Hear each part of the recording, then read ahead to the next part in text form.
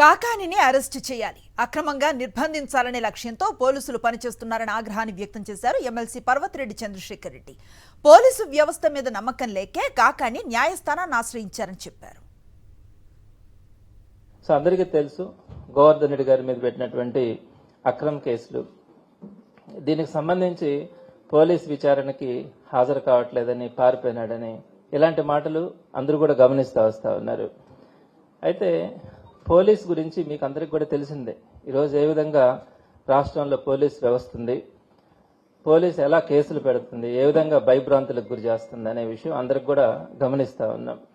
ప్రధానంగా ఇక్కడికి వచ్చేటప్పటికి ఏదైతే ఇల్లీగల్ మైనింగ్ జరిగిందని చెప్పి చెప్తా ఉన్నారో దానికి సంబంధించి పోలీసులు కావాల్సింది విచారణ, దాంట్లో ఉన్నటువంటి వాస్తవాలను తెలుసుకోవాలన్నది ఆలోచన అయితే వాళ్ళకి కాదు.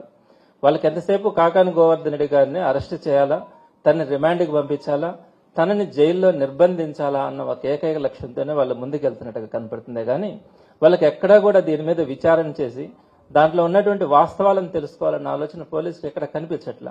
కాకాని గోవర్ధన్ రెడ్డి గారు పారిపోయినాడని చెప్పి చాలా న్యూస్లు కనపడతా ఉన్నాయి. ఎందుకు పారిపోతాడండి?